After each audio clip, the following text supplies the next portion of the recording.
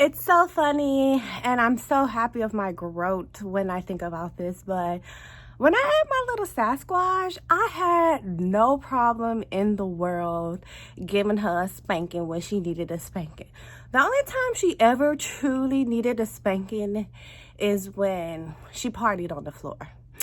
That's the only time she's ever really truly gets in trouble, is when she potties on the floor and she knows better type of thing. Like, that's all that was.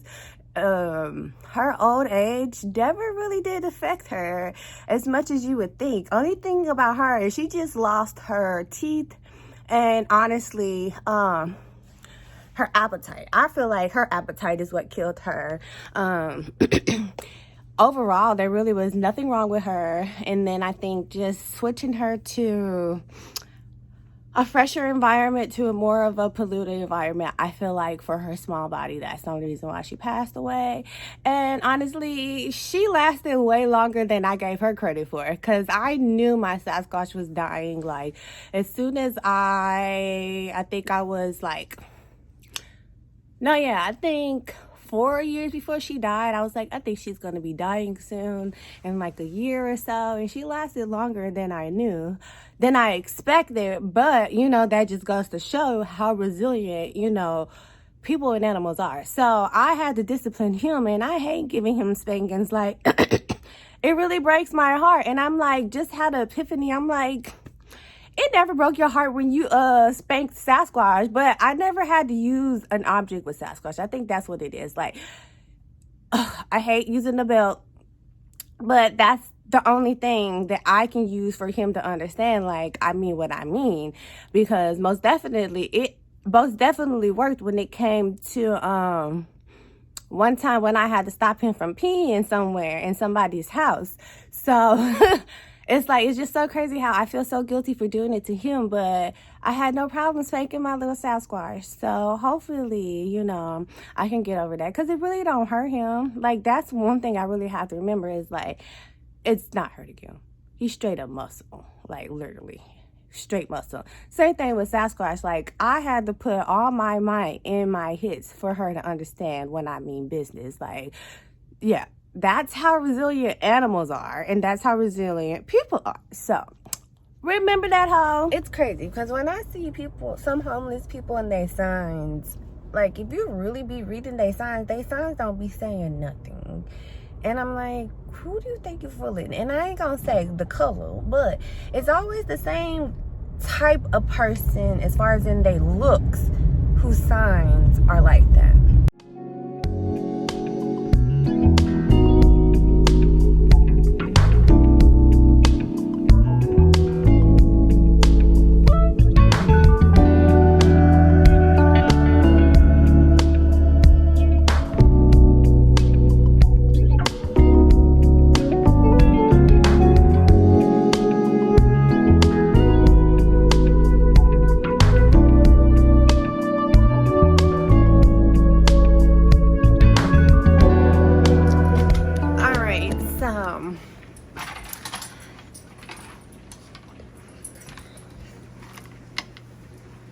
This is what he do every time he eats.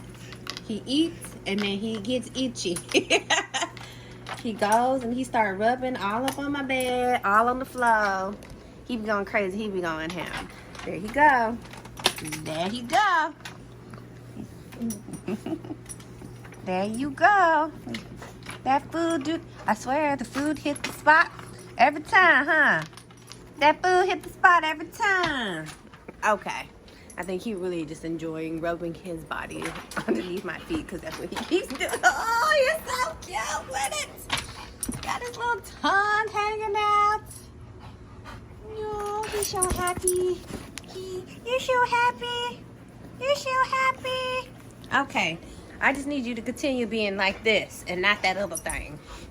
But anyway, I want to come on the camera real quick because it's crazy, because the video where my niece did her little moment, I was like, as soon as she said her dog's name was Chelsea, I was like, really God, because that's the name of the hater at the dry bar.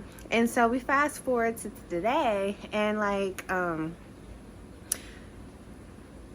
the manager knows about my headlights, and she was like, oh, you're not gonna wait to see the dog? I was like, no, I just want to hurry up and get home since I still don't have my lights. And she was like, well, my husband can probably fix it for you.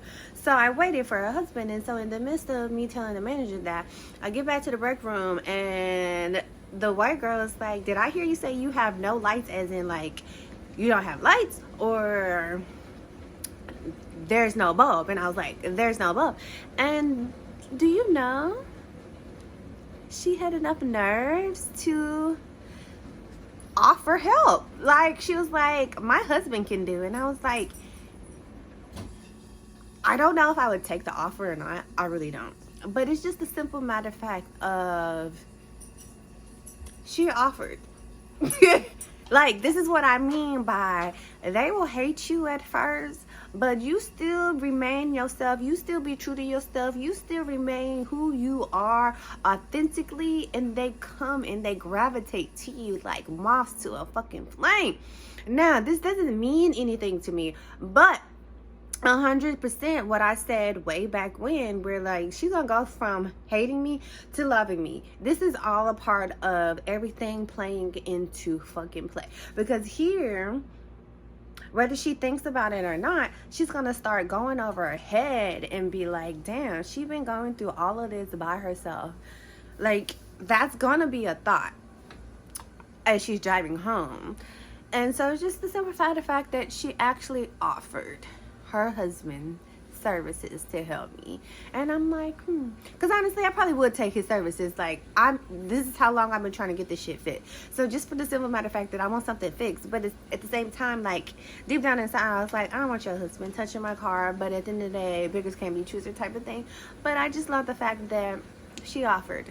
And just hearing her offer, and like, even today in general, like, she really was communicating with me, but then no one likes talking to her anyway, so that could be that too. But yeah, I just had to put that out there because it's like, wow, like, I know the things that I say come true, but for it to come to fruition, dang, I can't say that word, I'm trying to use a big word, but for it to come to light and be a reality, yeah, I love it. Even though he hasn't had his tree, he's been really doing good with his ear here. And I think he's been good enough where I can put down one of his stuffed animals. Let's see if he's going to be excited for his stuffed animal, because he be looking. Oh, you do miss your stuffed animals.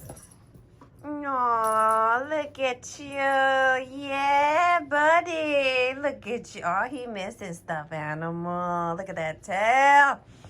You miss your babies. You miss your bear.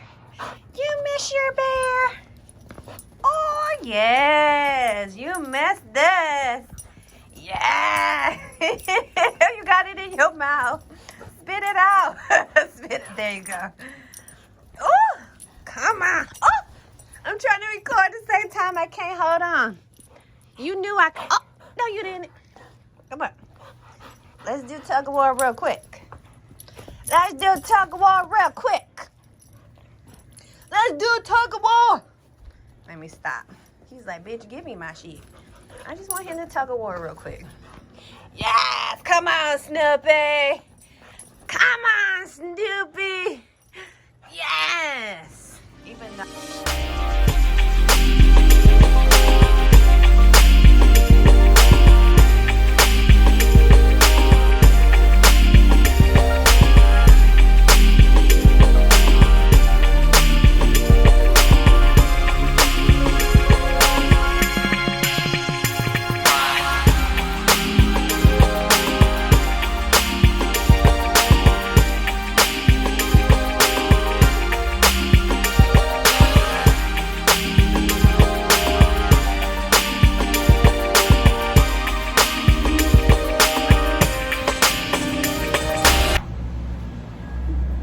chilling.